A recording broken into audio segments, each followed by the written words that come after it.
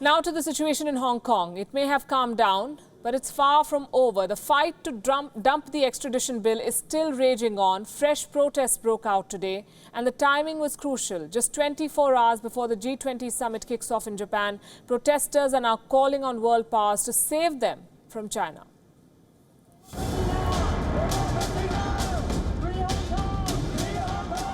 Hong Kong continues to be on the boil. In a fresh wave of protests, thousands surrounded the Justice Department building. At around 10 a.m. on Thursday morning, protesters gathered outside Secretary for Justice Teresa Cheng's office. They blocked roads and demanded that Cheng come out to speak to them. They wanted the release of all arrested protesters, with charges against them dropped unconditionally. They're also asking for a retraction of the characterization of the June 12th protest as a riot and the formation of an independent investigation into alleged police abuses. Above all, they're piling on pressure on the government to withdraw the extradition bill entirely. Thursday's gathering came after a series of demonstrations this week. On Wednesday, several hundred protesters gathered in the heart of the business district, wearing T-shirts reading "Liberate Hong Kong."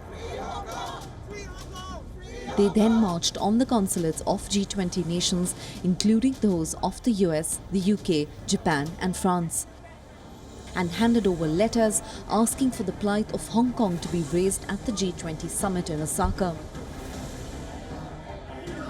That evening, thousands attended a pro-democracy rally outside the City Hall in central Hong Kong, organized by the Civil Human Rights Front,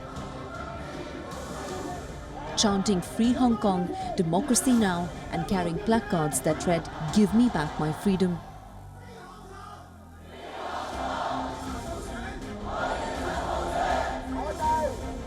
By the end of the night, thousands of activists surrounded the Wan Chai police headquarters.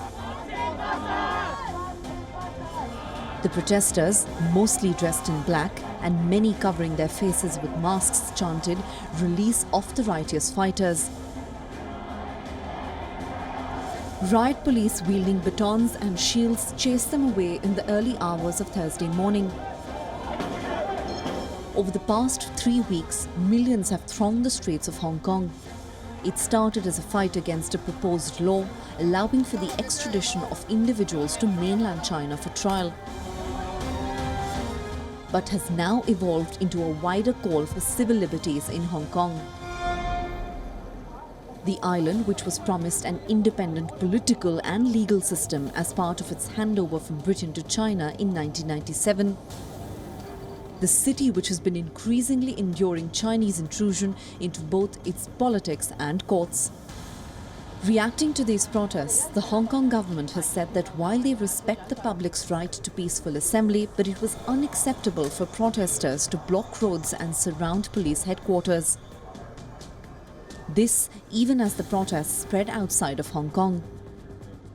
While the protesters have received support from Taiwan's President Tsai Ing-wen, political leaders from other parts of the world too are stepping in. British Foreign Secretary and Prime Minister hopeful Jeremy Hunt has said that the UK would not issue any further licenses for crowd control equipment to Hong Kong. Hong Kong's protesters are now calling for a global action in their support.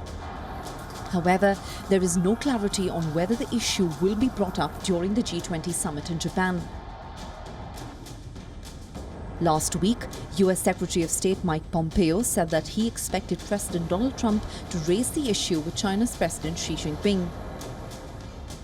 Trump and Xi Jinping are expected to meet for talks in Osaka on Saturday. However, China has said that it will not allow the G20 nations to discuss Hong Kong at the summit. China has made it clear that Hong Kong affairs are Chinese domestic affairs and that no foreign force has the right to interfere in it.